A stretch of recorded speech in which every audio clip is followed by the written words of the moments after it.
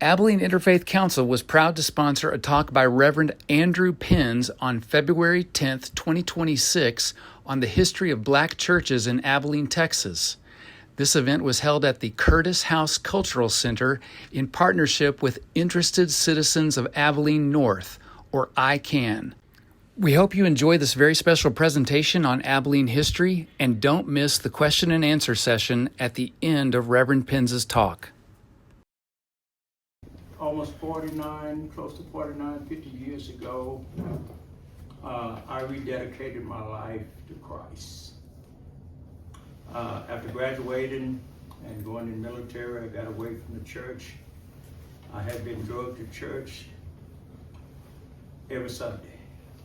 Not only on Sunday morning, evening, through the week and everything else. I was in church burnt out. And then my dad also, later years, my dad entered the ministry in 1970. And I was grateful, honored to be able to come home and hear him preach his first sermon. I grew up in New Life Baptist Church. My family came out of New Life Baptist Church. And majority of my mom's family, my dad's family, all were connected to New Life Baptist Church. And my pastor at New Life Baptist Church was Alton Hurd. He was very short, little short, stout man, but he was very powerful in preaching. And I'd love to hear him preach. And as I entered the ministry some 46 years ago, prior to his demise, he took me on his wing. He became one of my mentors and helped me to shape and mold my ministry, and also was instrumental in me taking my first church. My first church was in Coleman, Texas, and a little country church. And I went there in lieu of preaching my first sermon in lieu of a call, and pulled up to the building. I asked my wife, "Are you sure this is where God wants us to be?" The building was leaning, cobwebs and everything else, but the Lord blessed us to stay there 3 years. And after serving 3 years, I was called back to Valley View Missionary Baptist Church in the city, which has now been in operation 53 years. And I was coming back as an interim. I had served 4 years as assistant pastor with my father, and I was asked from the trustee board and the committee to come back after the demise of my father to be an interim pastor, with the intention of going back to Coleman. I loved that church in Coleman. I got it up to where it looked fairly nice, and we had things going on. But anyhow, in the midst of being interim here, the church I am at now had gone through a financial building fund struggle. With anticipation of building a new church, it did not get off the ground. So the trustee board and the deacon board said, if anybody can get us turned around, they felt I could do it. That's what I can't do, but I know somebody who could, and that's Jesus Christ. So I was called to be the pastor, and accepted the pastorship of that, and I kept saying I was going to go back to Austin, where I really loved that. I was working in Austin, Texas. But anyhow, that's been some 49, 50 years ago. Been trying to leave ever since, and somehow just stay right here at Valley View. And now, since I've been now 38, going into my 39th year, I'm too old to go anywhere. Don't want to go anywhere. And definitely don't need to try to start another church and begin my ministry over. So I guess from when I leave Valley View, I'll go on to be with the Lord and just live eternal life. But anyhow, my ultimate task tonight is to speak about the churches, black churches, Abilene, Texas. And I'm honored because the black churches, not only locally, but in our area, throughout our nation, the black church has played an intimate part in the struggles of civil rights, in being a part of social services, being a part of counseling, being every aspect from the black perspective in regarding to helping the social needs and the spiritual needs from the black community. Now, I actually am sad. Over the years, I do know that, and I'm sure you know also, that our churches on Sundays are the most segregated hour throughout the nation. Will that change? I don't think so. It is changing some. I once had all black congregation, now I have a mixed congregation. I have Hispanic, I have white, I have black. And my church is open to anyone. And like otherwise, I have white pastors that I know well connected to the white churches, the white pastors, and I meet with them, One Kingdom, I'm part of One Kingdom Ministry, I'm a part of the Great Abilene Ministry Alliance Ministry. I don't look at color, I look at commitments, and more so our purpose of saving souls. But the black church in Abilene has a rich history.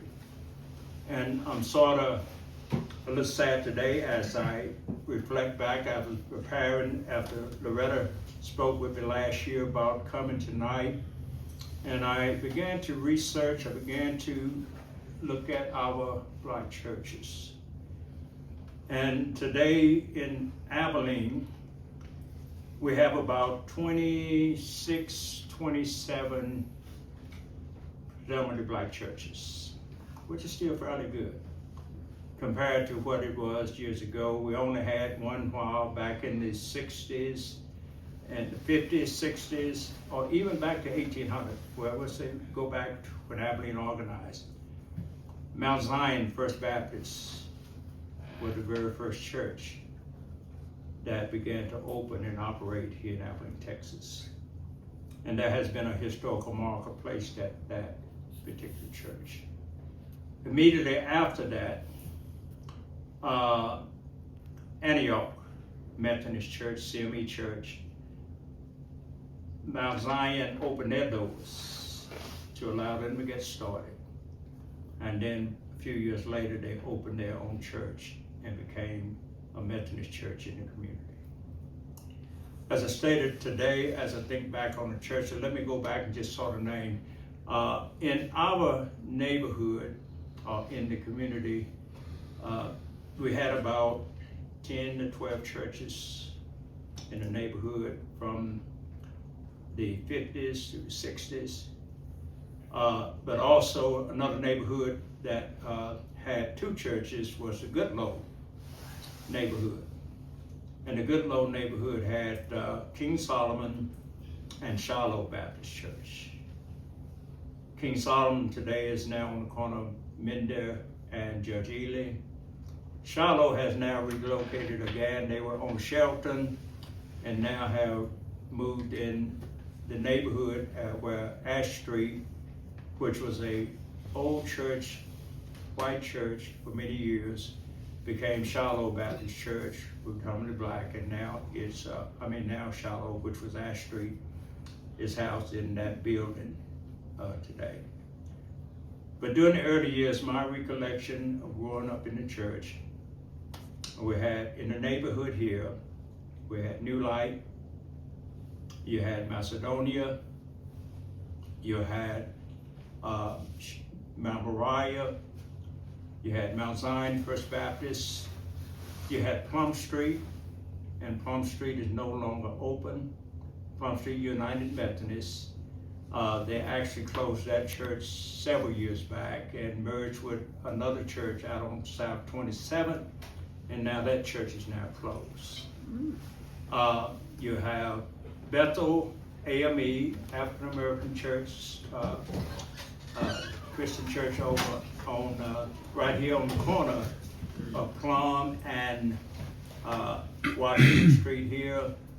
And I just learned through conversation that they are anticipating on shutting that church down. Very few members are now at that church. Moving forward, you have Mount Zion, Antioch, and now Shiloh, that's at Ash Street. And that's pretty much it that's in the neighborhood. And over the years, there are several others across Treadaway on Cottonwood. There were 2 black churches, and there's only one standing there today, and that's Bethel Church of God in Christ. On 10th and Treadaway, you have Treadaway Church of Christ, and it's another historical church. It's been around a long time also, and it was organized through, back during the day, ACC, not ACU, Abilene Christian College. And it was used to let blacks have a place to worship. And then from that, there was another Church of Christ church up on 17th or 14th and Mesquite Street. And it's no longer. It's now shut down. It's shut down many years ago. There is a African church up on there on 12th and or 9th and Mesquite Street, which was a black church. It was Emmanuel Methodist, non-denominational church, and it's now Emmanuel's now Hickory Street. So we have lots of rich history, but I'm grateful. Lots of our other knowledge of the history of churches was put together by a prominent writer, Jewel Pritchett. And Jewel Pritchett, in her book titled The Black Community in Abilene, Texas. And in this book, you'll find the various aspects of the various churches, the schools, the businesses, education, and different aspects of the black community here in Abilene, Texas.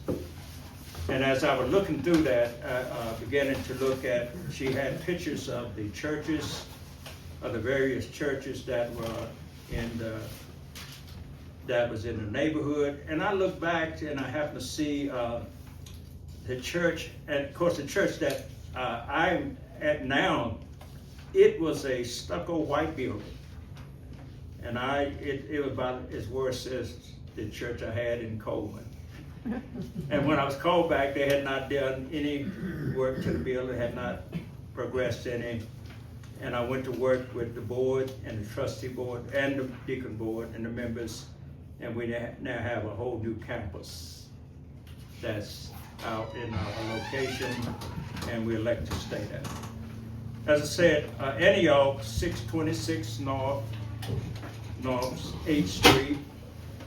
And the pastor at that time, this book was written about 1987, 1988, 9. Antioch CME, which is a Methodist church. The pastor at that time was Pastor Jonah Parker. And we know in the Methodist church, you only there sometime a year. But the longest pastor serving that was there at Antioch was E.A. Lott. And he was a Methodist preacher pastor, and he served many years at Antioch before he went to Breckenridge, Texas. His wife was an educator here, and he was a prominent Methodist preacher. And then New Light at 518 North 6th Street. It's just on the corner. And I was instrumental, Loretta, we worked to get the historical marker placed at New Light.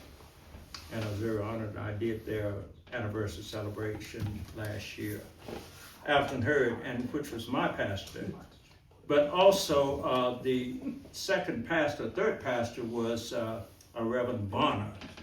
And I brought his picture, this picture here. Hold that up on there.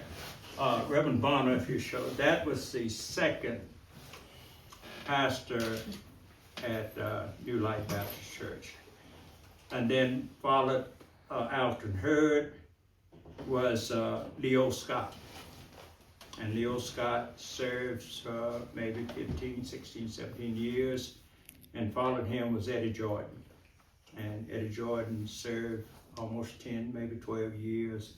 And then he passed, and now they have Deora Newman, who grew up in that church as well. You're going to ask me questions in it when you get ready. Mount Zion was the first church of worship in Abilene, Texas, 1885. That's been a long time ago. Even before I was thought of.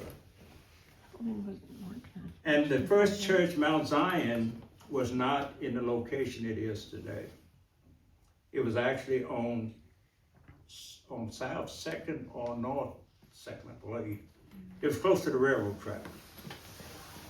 And it served, I think it was North 2nd, over in the Willow Street, Chestnut, Cherry Street area. And then it moved from the Second North 2nd or South 2nd to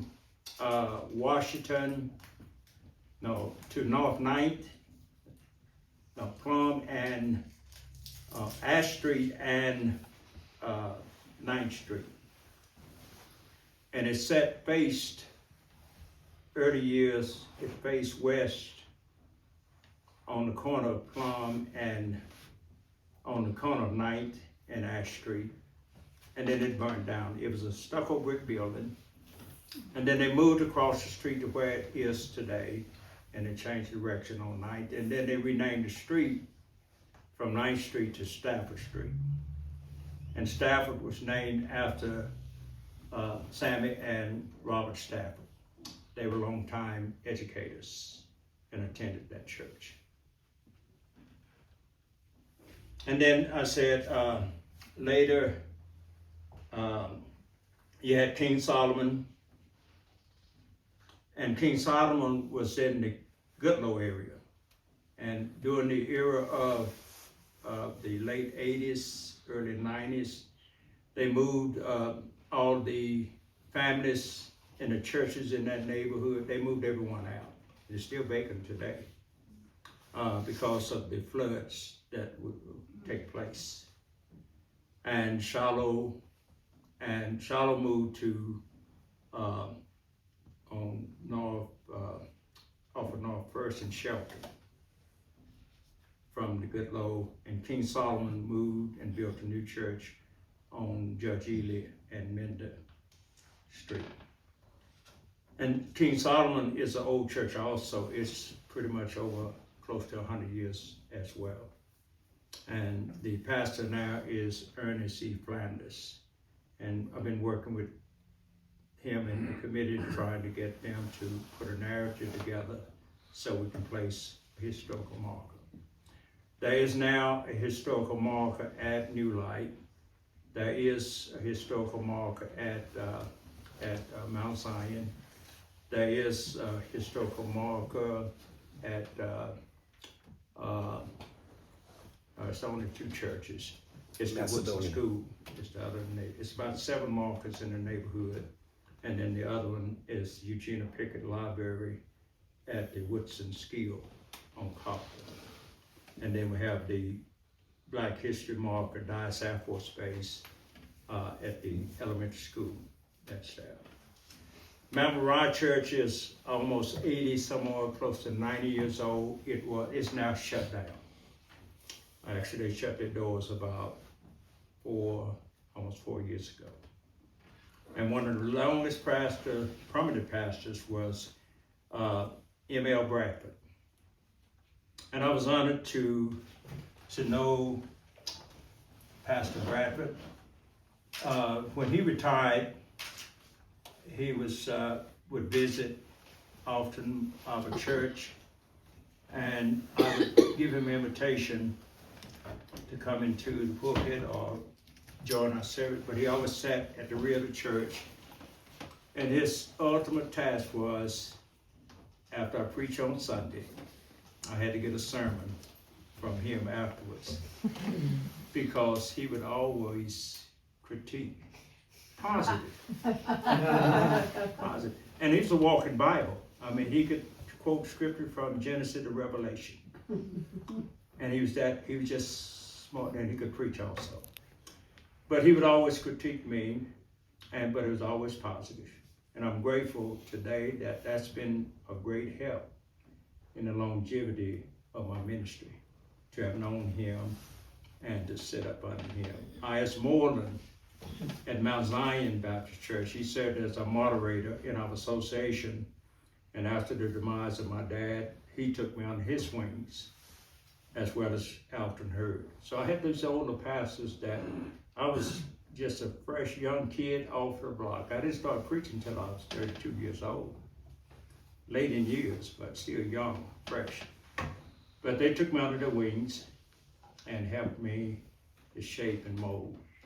But also through that, we stayed connected through civil rights.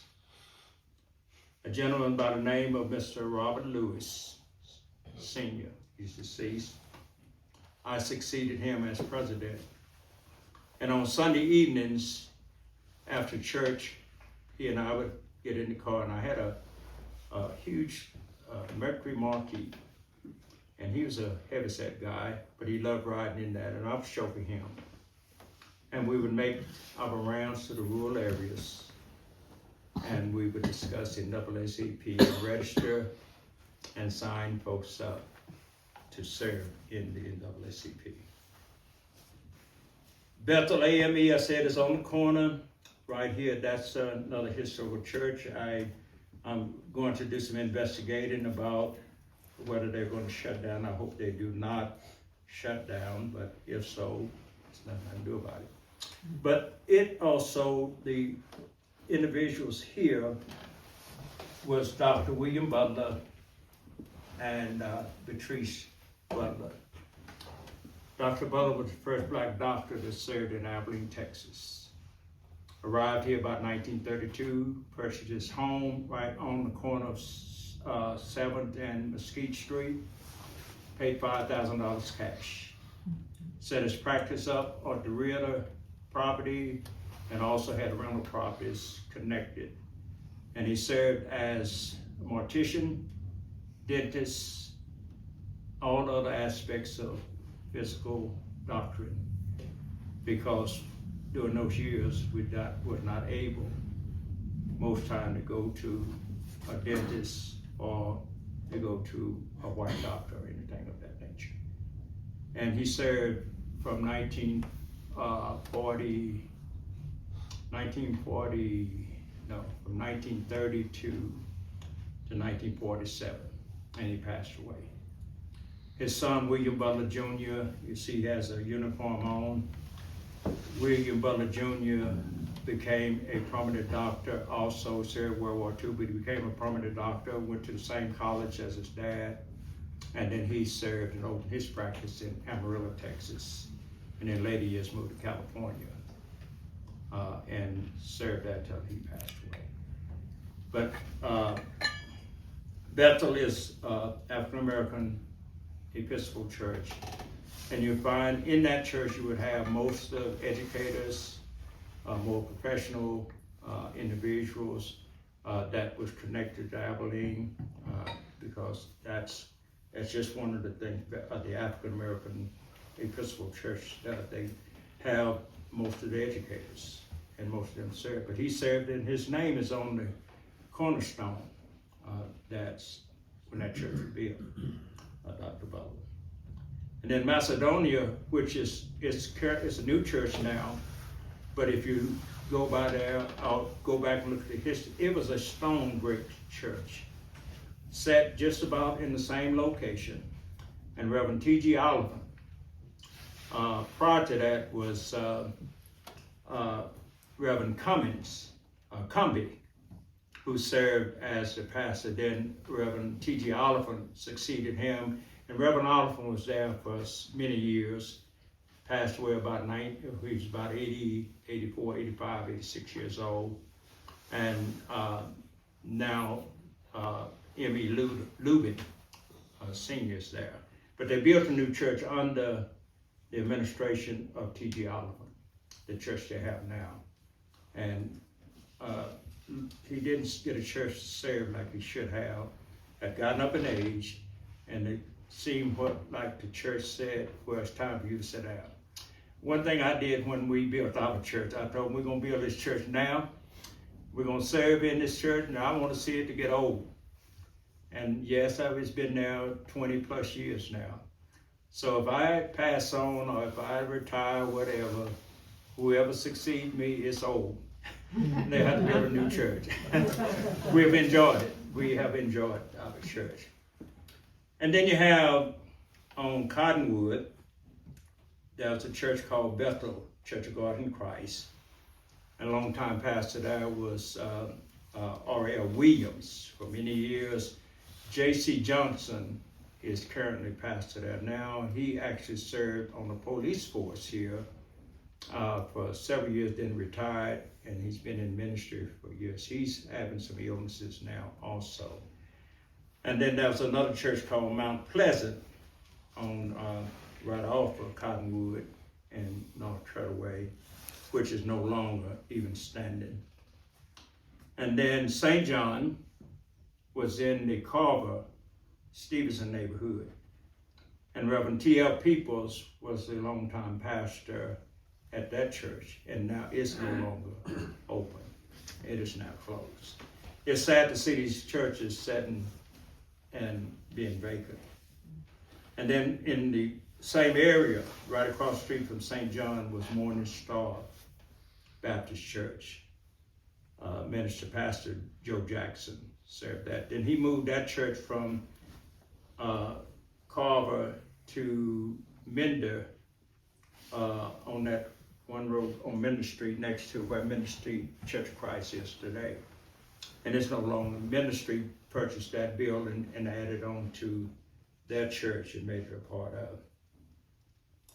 And then, as I said, Mender Street now is up and running, and they now have a new minister there. Tony Roach, Dr. Tony Roach was a long time minister at that church. And now there's a new minister. I met him, I just don't know his name right off. I admit I don't have it. And then at Treadaway, Dr. Jerry Taylor is at that church, professor from ACU. And then you have Pasadena Heights, which used to be a Methodist church also. It was built about 1956, 57, early 60s. And Milton Bradley was the pastor for a long time. It was a Methodist, now non-denominational church, and it's still in existence. And young preacher pastor by the name of Marvin Barber is at that particular location. New Fellowship is off Dr. James W. Webb. It's off of Judge Ely and Tracy Lynn. It's a Baptist church, and Dr. Webb has been at that church 42 years now. He and I are now considered the senior pastors, black pastors in Abilene, Texas. Never would have thought I'd have been a senior pastor in my hometown, but I'm honored and grateful. And then New Hope was just behind King Solomon off of Mender Street, off of Judge Ely, and it's no longer open and now closed. And you have Galilee, Bobby E. King, he actually the pastor at Galilee, and it's on the corner of North 10th, and I think that's Bridge, I believe, somewhere. You ever see the building like this? Sure. Like this sloping. Yeah. They're there at their church now. So I said we have about 29 churches, and 4 of those are pastors that are actually pastoring predominantly white congregations as of today. Will our churches still exist? I believe so. Will we still continue to have some levels of segregation on Sunday? I believe so. But the bottom line is that we're to at least come together and see how we can build better relationships even with the different denominations. For so many years, the denominations have been divided and have not had that social connecting, that spiritual connection. And I'm grateful to see the interface. And I do believe y'all bring different denominations together. One kingdom, we bring different denominations together. And gratefully now, the Great Abilene Minister Alliance, we are now bringing other prominent pastors, white pastors, and other Hispanic into our alliance now. That we can have some form of dialogue and have some way of standing together, because there's a great need. Because I do believe what the Apostle Paul said, there is a great falling from the Christian faith. And it's going to take us in a united front, united together, and to be able to accomplish and do what is needed. And then let me speak about our church. This is my father. That's a picture of my father. He passed away at the age of 59. And he passed it around his life. And I want to mention Holiday Hills also. Montgomery Ashford actually organized, in his pictures, he organized and started Holiday Hills, and then after a few years he left that church and he organized Valley View Missionary Baptist Church, where I am currently today. My father served almost 12 years, and I started my ministry 46 years ago under his ministry. And he was double hard on me. He was double hard, but I'm grateful. But he always would say to me, son, I want you to be sound. I want you to be stern, be persistent, but be knowledgeable. When you stand with conviction. Stand with a heart that you are there to compel people to be saved. And I do believe over the years, and I'm grateful, I've been there 39 years, and I've had a great church. I've had a blessed church. And I've gone through some ups and I've gone through some downs, but also as I look over these pastors, preachers, and connect with many ones as I grew up, and think back over their lives and where I am today, and now being a senior pastor, I'm greatly honored that I serve in my hometown. This picture is New Light Baptist Church. And Bonner, Pastor Bonner was the pastor. Alton Hurd is in there, but he served as a deacon. And this was the old building that they served at. And I'm honored to have this picture because I knew lots of these deacons, the gentlemen that's on this picture, as I was a little boy, young man, growing up here in Abilene, Texas. So I'm honored to have that. I do have a copy of Mount Zion First Baptist. I don't have it with me. I think it's out somewhere. And I will be getting it back, and we'll have a copy of it. This is an original, and I can pass it around. I found this in this pamphlet. It's a anniversary history celebration, and it brought Macedonia and New Light Baptist Church together. And the reason it brought it, they had split. New Light left Macedonia and organized New Light, now 103 years ago. And every anniversary, when they'd celebrate, they'd come together, celebrate together. So this is one of the original copies. I found this it was getting ready to go to the graveyard, to the dump ground.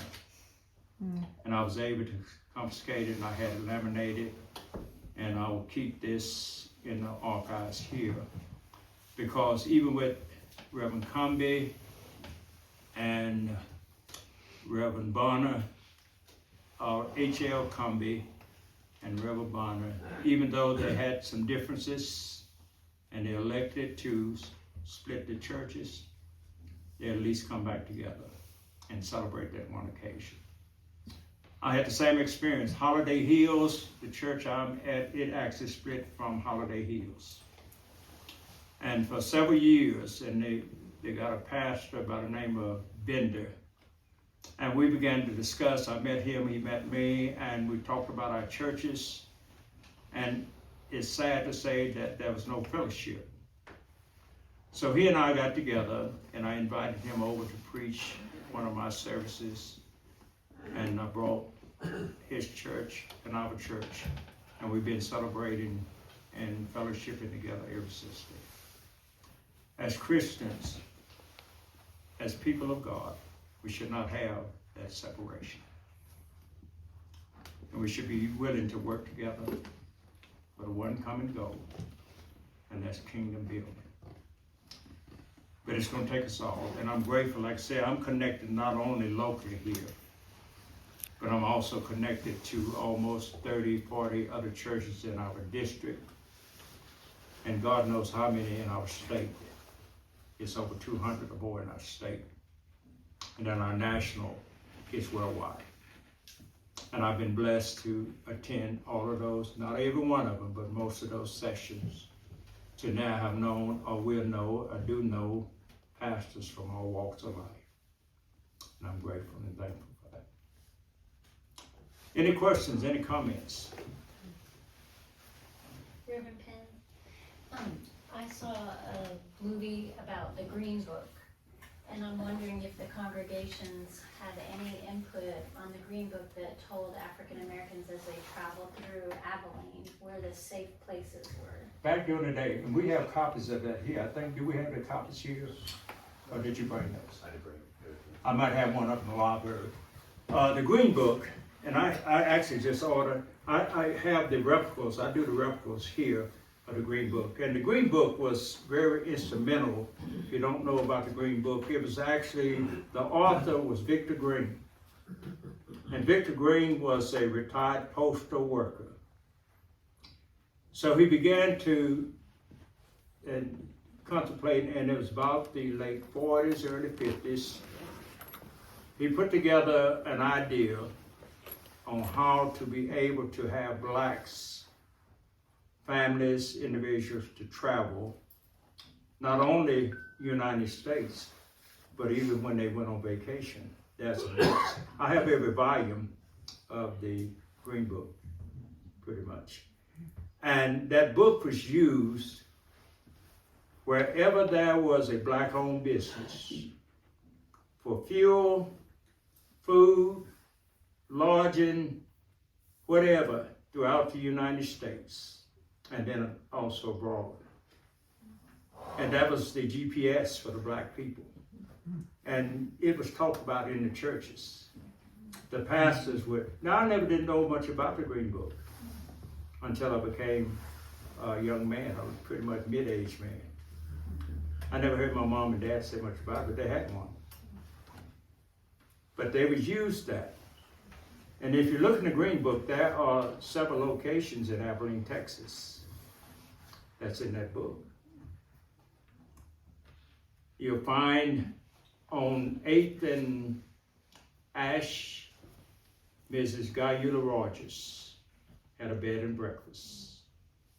That's in that book. Mr. Levy Hammonds, if you see in that book, he had a 24-hour restaurant, 2 restaurants. One on Plum Street and the other one on 6th Street. And 6th Street ran 24 hours. And then also you'll find in that one, it's, who else was in there? But 3 locations in Abilene. And it might have been others in some of the other volumes. But this neighborhood, you go North 6th and Plum Street, on the corner of North 6th and Plum Street, that is the Wilson Hotel. And the Wilson Hotel was the all-black owned, it was owned and operated by a black man, by Wilson. I'm working on getting his first name. And it still stands today. It's other businesses there, but that was where blacks had to live. And they would come, at that time did not have Interstate 20.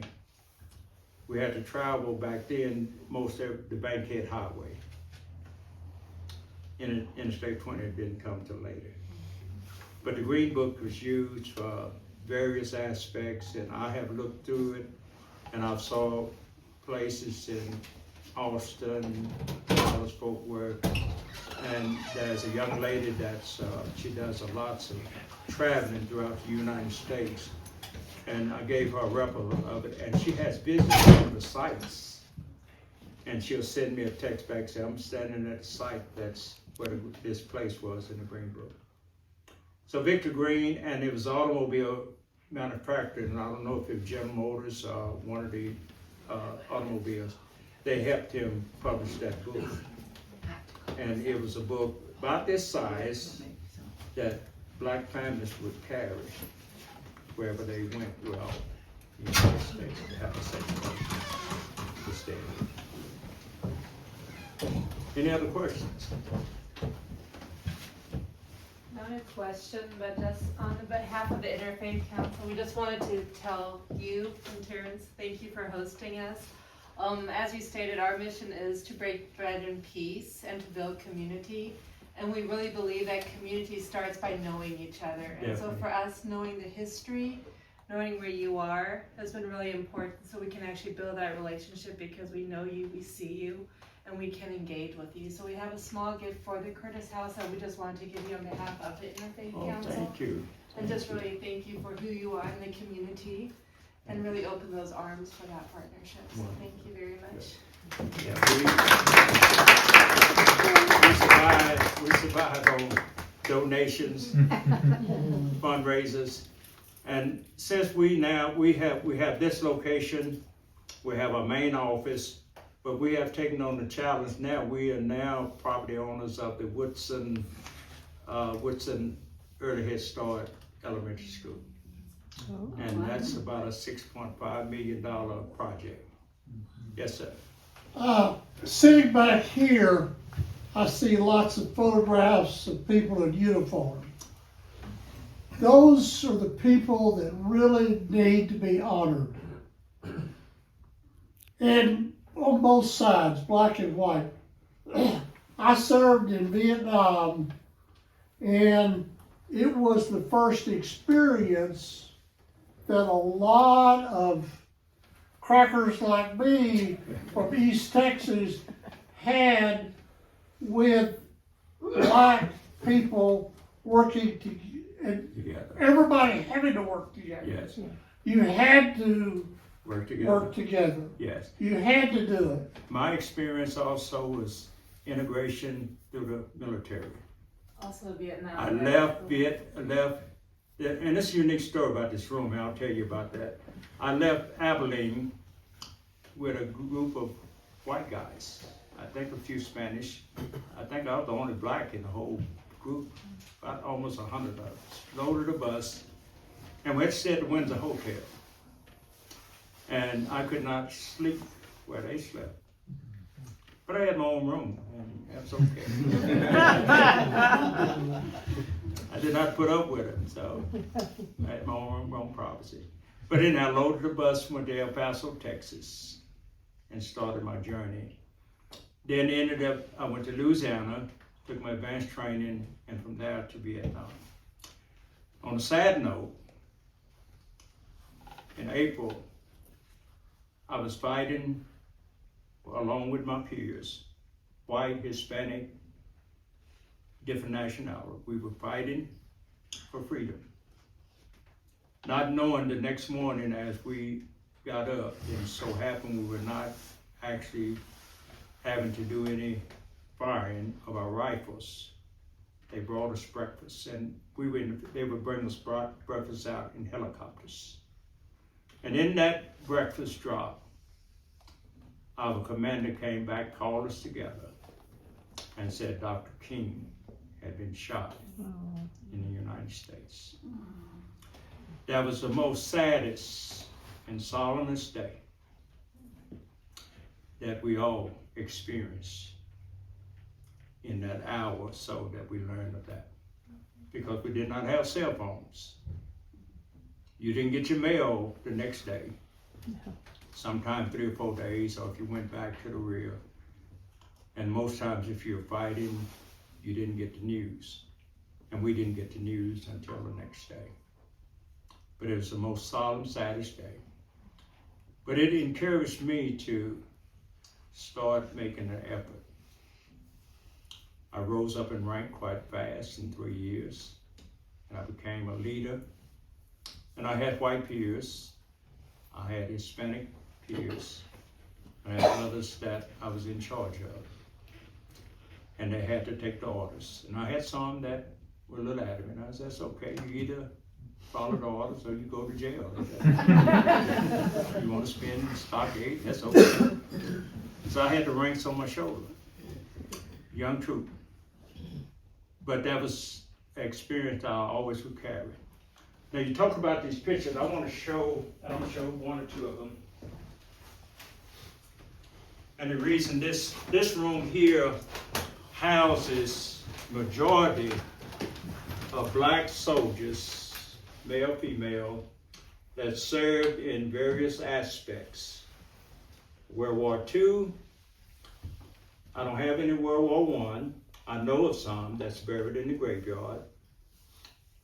The Korean War, the Vietnam, and now the later years. But these gentlemen here, in our archives at the Taylor County Archives, you'll find a book that says Taylor County World War II Veterans, 1945, 1945. When you look in that book, and I so happen to have, I was out at Elmdale, and they have this book at Elmdale also, and we were there with a group of youth. And as we were thumbing through the book, they asked, Andrew, Mr. Andrew, where are the black soldiers? The whites, Hispanic, everybody else in that was alphabetically. And I took the book and I said, turn to the back. These soldiers were in the back of the book. Black soldiers who went off to fight in World War II. So I asked the curator to borrow the book, and I brought the book and had the pages blown up, and each one of them has their picture to be recognized. That third picture on the second row, was that his mugshot as his picture? You know, I'm not sure about that now. This was actually the brother to Sammy Curtis, and he's the only one that has the inches, and I don't know. He might have got in trouble, I don't know. But I knew him, and I don't think he ever in trouble. But anyhow, these are prominent Abilenians. My dad's brother is on one of these frames here, Henry Penn's. He's on there. But these gentlemen grew up here in Abilene, Texas, raised their families here. They served mostly at Camp Barkley. But yet, they could not serve with their peers. I have another one, I'm gonna show you it also. It's probably his ID card picture. Oh, okay. Which is a mugshot.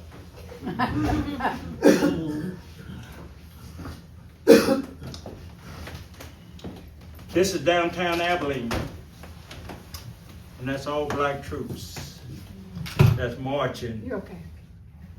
Down Pine Street or Walnut Street. And if you see at the top, you'll see on the top of the building, that's the Windsor. Back then it was the Hilton Hotel. But they had the all black band, and these were soldiers standing on the railroad between North First and South First. Now I did make a complaint because I went to the Third Army. I've toured that several times. I never saw any blacks in the Third Army who served. And I'm sure the blacks served somewhere. And I asked the curator, why wasn't there any blacks recognized in the medical center of the 3rd Armored Division down on North 3rd and what's that, Cedar. But if you go there, you won't find any blacks. And I've gone and I've did the presentation to talk about the black soldiers from Abilene, Texas. That's another reason we're here. Not that we're segregated, but the history must be shared, must be told. Because the black soldiers, if they wasn't on the front line fighting, and most of them didn't, but they drove trucks. You look at the Tuskegee Airmen that had one of the most greatest successful fighting groups in the military. And then many times they flew reconnaissance for the truck drivers, but they also flew reconnaissance to protect the white soldiers as they were in the trenches fighting. So everyone must get recognition. So we tell a story here. And I'm on this wall. My oldest brother's on the wall. He went in before I did. And he also got wounded in Vietnam as well. And others that I have known over the years that it's on this wall. So we tell the story that everyone will get the recognition. In this room, I started with just a few pictures. And now we're having to redecorate, put up, because I have more pictures to go up, which will fill this room. And one of the projects that we're planning, if and when we open the Woodson Elementary, we'll probably have some space.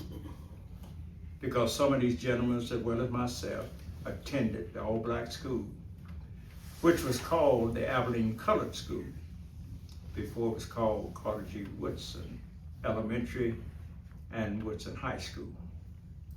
And how both schools got that name, it was petitioned to name the one school Harriet Tubman, the oldest school, and the school board said no. We definitely were not that name. So they used both. The elementary school was Woodson, Carter G. Woodson. 1953, 54, they built the high school and they named it Carter G. Woodson Junior Senior High School. So that's how both of them got. Do you think they rejected the Tubman name because she was a woman? Well, I maybe so, but also for her persistence of bringing slaves free. She better run. Well, you said a few key things.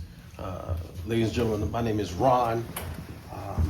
For the gentleman who said something, because you said we're here to educate, just want to let you know that the word, even though he meant it lightly, when he called himself a cracker, that word comes from he who wielded the whip. It was he who wielded the whip. That's how you come with the term cracker. And the word honky came from he who pulled up at your front door and blew your horn and you brought him out your rent money. So, though you meant it lightly, I just wanted to let you know what your term meant. Yeah, thank you. Learn some history. Yes. Would you please say what you said earlier this week when I was with you about Martin Luther King Boulevard? Yes. I'm glad you're here. I mean, I wrote some feathers a little bit about MLK. That boulevard has been now some 20, maybe 20 some odd years. I was not supportive when they petitioned to put it there. I've not been supportive. I've never marched across it because it was said that it brings people together. The downside and the sad side about that, and I pray that one day it will change.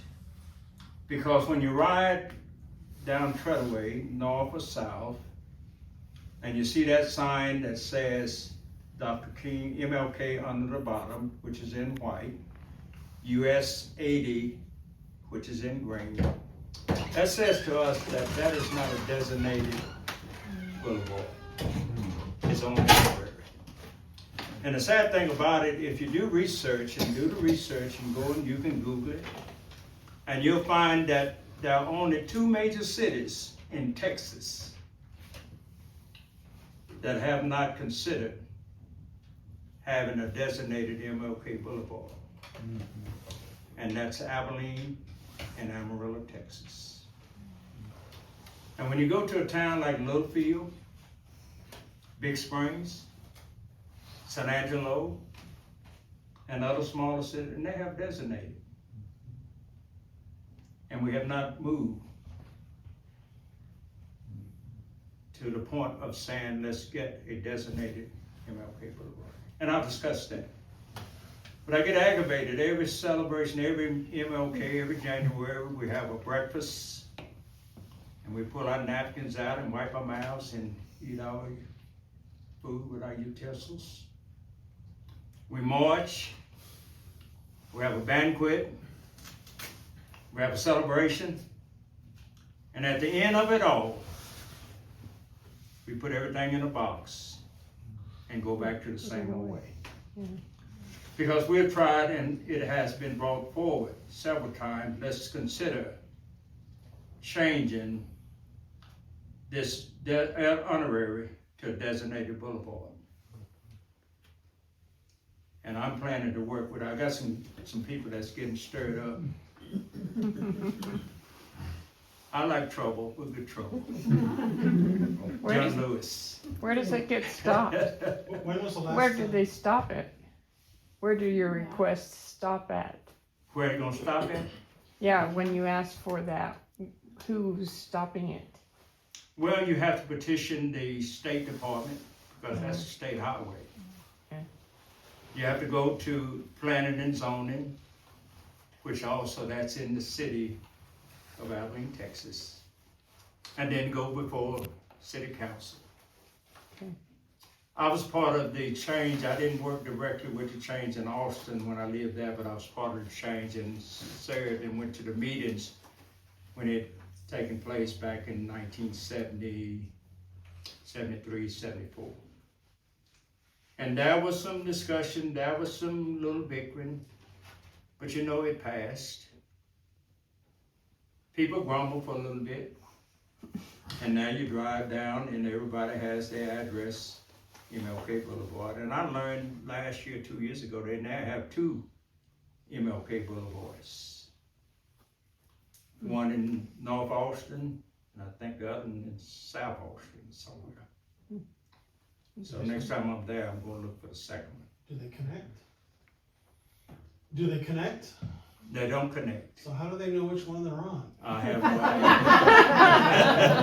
Probably idea. north and south. I just know I've learned that they have 2 MLK Boulevards there in Austin, Texas. Right. Well, Andrew, Mr. Pence, when was the last time that somebody pushed like the city to have the street named that officially? It's been a while. I mean, I discussed it a little bit year before last, Uh-huh. and it didn't go anywhere. I started getting some voices saying I'll support, and when I went to looking for them, they were gone. I mean, somehow vanished. But I've discussed it again, and I'll keep discussing it, and I'm gonna take the initiative to step up. I mean, there are highways in the city that have regular names, like North First, Yes, South 14th, I think, yes, South 11th Street. yes. North 10th Street. North 10th runs from one vein to the other. And that was one of the streets suggested.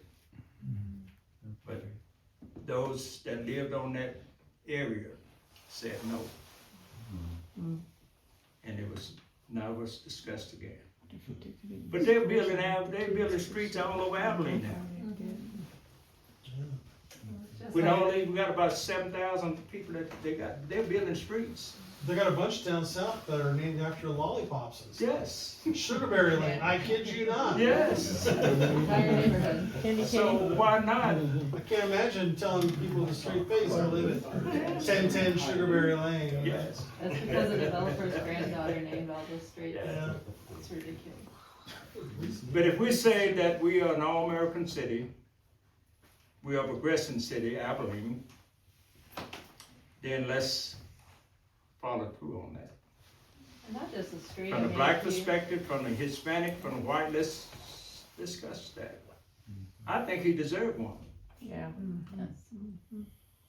more than just honorary.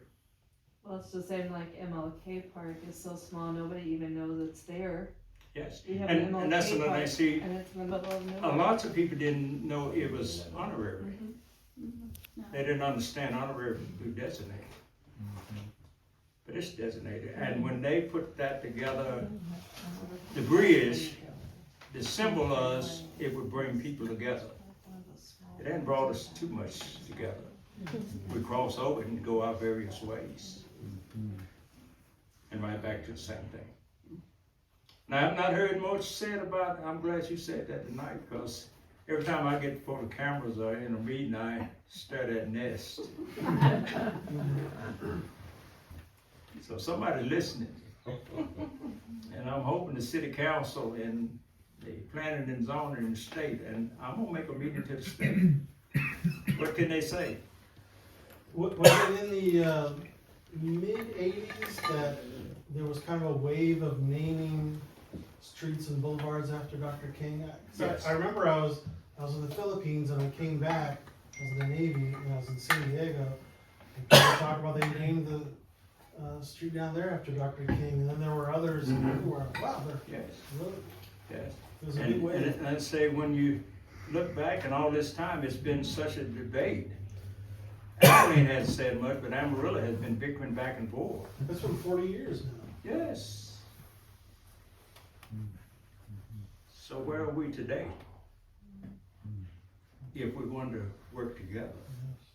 And one of our purposes here is that when we tell a story, we have to tell the story correctly, truthfully. And yes, it has brought some tears, it has brought some laughter, it has brought some sadness. But in conclusion, how can we as people work together? And I said over the pulpit too, let's work together. I said in my meetings, let's work together. If Abilene is a town, because that's what made me leave Abilene. When I left in the 70s, had not gone to college, got out of the military, and it just seemed like every door was closed. And I went to Austin, Texas, and applied for a position with Texas Instruments. And I landed my job in Texas. I started in security. But as I was working, I got interested in computers. Still had not gone to college. I started college in Austin, but I hadn't gone, but I got interested. And I went to asking around, how did you get that job? How did you get the job? Several of them graduated, some said I took on the job training. I took on the job training. I came home for a funeral intending to go back to Austin, because I loved Austin. And in the midst of that, God started working in my life. And I learned that they were opening a Texas Instrument plant in Abilene, Texas. I called my manager and asked her, and she said, I'm not aware of it. They called Lubbock. And I called data processing in Lubbock, the plant they had, and shared with them my knowledge, and said, yes, we're opening one. Do you have an experience? Do I have experience? Yes, I've been doing data processing now 6 years. Can you fly to Lubbock? Give me a ticket.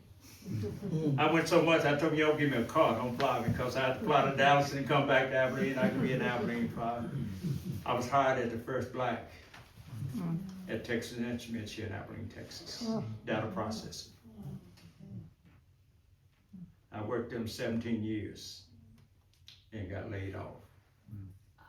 But every door, I began to see doors opening. I started getting connected, getting known, started serving on boards, committees, and other aspects of engagements to make Abilene a better place. And I've been a part. I think Loretta can follow my trail, because Loretta has followed my ministry way back in the Reporter News. of the things that I've been engaged and been part of. And I have not done it for no show. I don't do it for no accolades. I don't like to be put on no pedestal. I do like to hear my flowers. Give me my flowers while I yet live. I can't smell them when I'm dead and gone. I don't even want them on my grave, on my casket. I can't smell them. So if you want to leave something there, say a good word. But if you can't say it while I'm living, don't say it then either. So I'll probably have a short funeral. But my congregation, they love me. And they know I'm outspoken. I've had members to leave because they could not have their way. I said, I still love you. But there's certain rules, certain standards, constitution, bylaws, and biblical laws we have to follow. And we just don't have everything in the church. And I guess I'm one of them old, the last of them old pastors, being taught by some of these older pastors here and my dad. My dad had 3 other brothers that were pastors. So I had to really step up, and I had to fill some giant shoes with my dad's oldest brother, who had been in ministry a long time. His 2 other brothers and my father's. And now I'm the senior pastor of my family. And my nieces, nephew, my cousins, they call on me regularly. And if anything happens in the family, they know I'm gonna get a call. Somebody's gonna call. And they know most time I'm gonna be there. Wherever it's at, I'm gonna be there for the family. So we're thankful.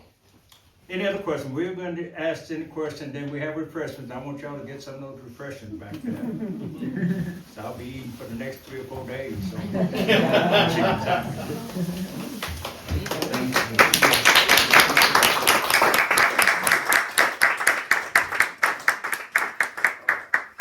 Any other questions? If not, let's go to refreshment. We can talk back there. Feel free to tour around. We have those stairs. Sure, I specialize in those. To learn more about Abilene Interfaith Council, please visit our website at abileneinterfaith.org. Thank you for joining us.